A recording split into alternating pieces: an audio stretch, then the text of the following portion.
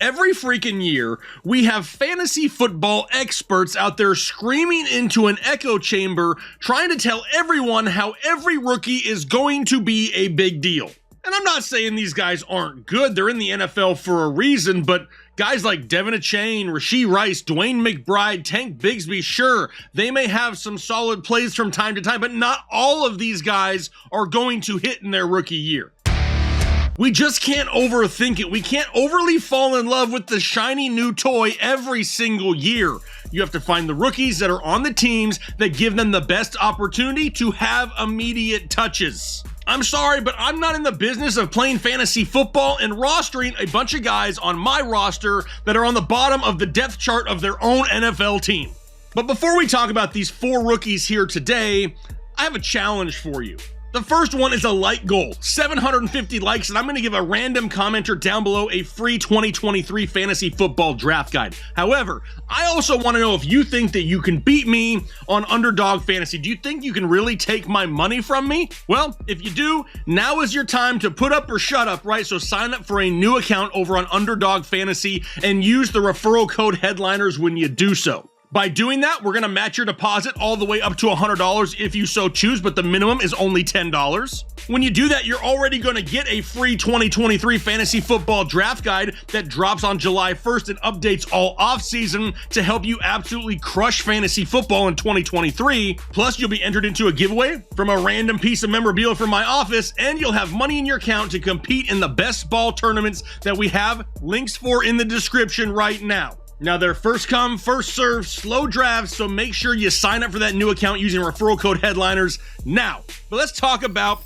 some rookies. Like I said, I have 4 rookies that we're going to be talking about. 1 quarterback, 1 running back, and 2 wide receivers. But if I'm being honest, there's really only 1 quarterback that I'm really considering in this show. And no, I'm not talking about Bijan Robinson. I already made a video on Bijan Robinson where I went deep, if you know what I mean. I've already done that, so we'll talk about somebody else. But I'm also going to bring up 2 wide receivers that I don't see anyone else really talking about. Sure, the popular guys like Jordan Addison and Quentin Johnston, they're out there. But what about 2 names that not a lot of people are talking about that could put up some big fantasy points here this year? Let's go ahead. Let's start off with the quarterback, though. Let's talk about Anthony Richardson, quarterback of the Indianapolis Colts. And one thing is a proven fact when you're talking about quarterbacks in fantasy football. It's that quarterbacks that are mobile dominate the scoring. That adding rushing upside is a huge boost. But that's not all Anthony Richardson can do. Not at all. He's a very underrated passer, and I don't care what narratives are out there that people blindly follow. When you watch this kid, even in the offseason right now, you can tell he is miles ahead of what so many people expected him to be. But unlike a lot of other rookie quarterbacks in the past, he's falling into a pretty good situation in Indianapolis. He already has multiple receiving options. Michael Pittman, Alec Pierce. They brought in Isaiah McKenzie from Buffalo. They also drafted slot wide receiver Josh Downs, who I absolutely love in this offense. Add to the fact that they have a pretty decent offensive line who didn't live up to standards last year, but does have a few solid pieces. They also have one of the best running backs in the league in Jonathan Taylor, and Anthony Richardson's going to have an immediate opportunity to excel in this offense. I also see a defense that's not quite what it was in the past few years for Indianapolis, which means they may be playing from behind, forcing Anthony Richardson to have to keep his foot on the pedal and continue to score points all 4 quarters. It's not like we have some shutdown, lockdown defense where really he has to go up there, put up 18, 20 points a week, and they're going to win. No, they're going to have to score points in Indianapolis, and when they're scoring points on the field, they're scoring fantasy points as well. The floor isn't exactly safe when you talk about Anthony Richardson, but when you talk about the ceiling, it is ginormous. And if there's one rookie quarterback that I had to peg this year to be the leading scorer among all of them, it has to be Anthony Richardson. But let's move on to the running back position. Like I said, it's not Bijan Robinson, but who else in a backfield right now has the immediate opportunity to put up big points? How about Jamir Gibbs in Detroit? Everybody out there is talking about Bijan Robinson and how great he is, but I really feel like Jamir Gibbs is still flying under the radar at the position. By the way things are looking right now, Jamir Gibbs is trending to be a Verge top 15 guy at the position during fantasy football drafts, and to me, that's way too low. You have a 3-down capable back who was a top priority add by his team in the NFL draft. This is the guy they wanted. You saw how excited they were in the draft room, and I'm telling you, that is for a reason. Add to the fact that he's running behind one of the best offensive lines in the NFL, in a backfield that just lost both of its running backs from just a year ago. Now, sure, David Montgomery is there, and he's going to get touches. There's going to be some sort of split. But this backfield last year has 475 vacated touches just to running backs alone in the backfield. I'd say there's plenty of volume to go around. Gibbs is crazy fast and a big play waiting to happen. He's going to be used all over the field. He's not just a run between the tackles guy. Similar to Bijan Robinson, we're going to see at times him lined up in the slot as well. And what about the first few weeks of the season? When we have no Jamison Williams, you know they're only going to use Gibbs more during that time, which opens up the possibility for a hot start. And that's what you need in fantasy football. Let's rack up a few wins early in the season to really give ourselves a better chance at making the fantasy playoffs, because once you're in the playoffs, you know anything can happen. But also don't forget that this isn't the same old Lions, right? They had one of the best overall offenses in the NFL just a year ago, and all they did this offseason was get better. Gibbs is an absolute lottery ticket running back too in the 3rd to 4th round, depending on your league size, who could score huge points in 2023.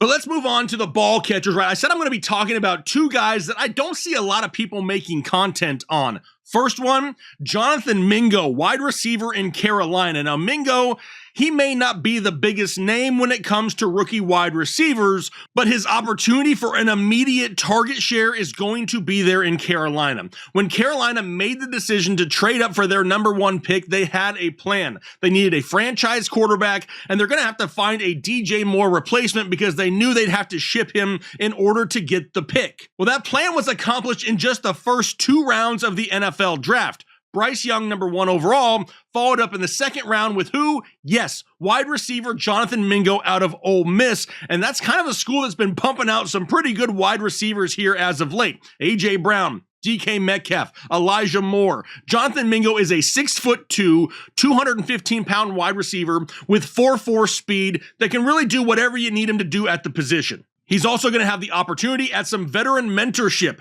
Adam Thielen in town. DJ Chark in town. We've already heard sound bites from Bryce Young saying how much he likes himself. Some Jonathan Mingo as well. If you draft guys like Jordan Addison, Jackson Smith and Jigba, Quentin Johnston, Zay Flowers, I'm not saying they're bad picks, but you're going to have to draft them a lot earlier in your fantasy football drafts, which means you have to have certain expectations for them. They need to score so many points to be worth the point at which you're drafting them.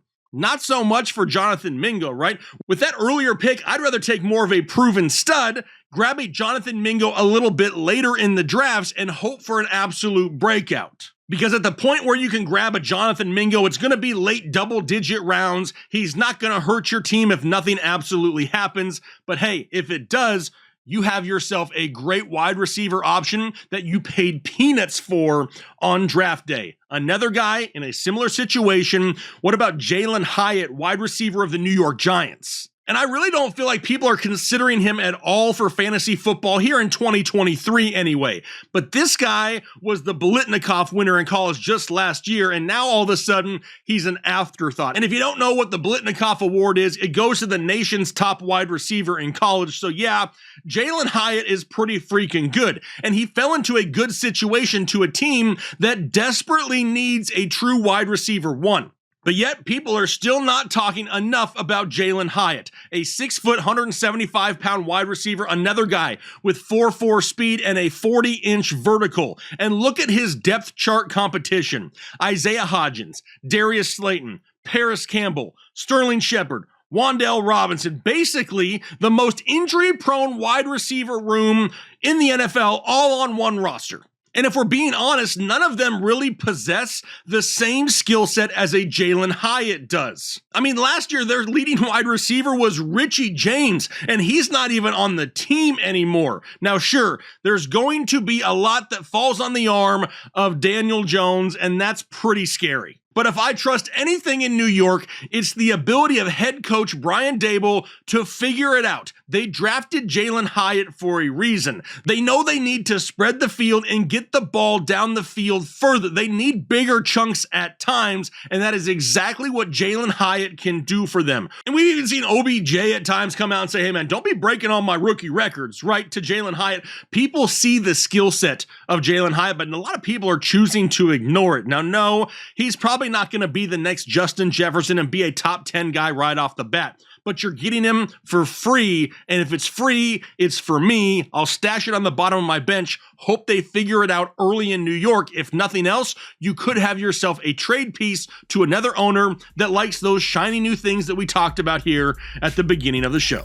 Now remember, the purpose of this show is not for me to say that these are the best guys and the only guys that are going to score. I'm not taking anything away from some of those bigger names, but everybody only talks about the bigger names, and you're left with questions about some of the other guys, and that's why I wanted to include a few of the guys that I did in this show here today. But I want to know what you think. What rookies are you keen? Let's not say Bijan Robinson, and let's just see what everybody else thinks out there. Who are you really banking on the fact of having a huge season, and who are you trying to grab in as many drafts as possible? Leave those comments down below. You got to hit your like goal for a free draft guide, right? 750 likes, plus sign up on Underdog, get your draft guide for free and not have to worry about it. Just be sure to use promo code headliners when you do so and make that minimum $10 deposit when you sign up. But otherwise, I'm going to get out of here for the day. Hopefully you have a great rest of your day, and then do your part to make the world a better place.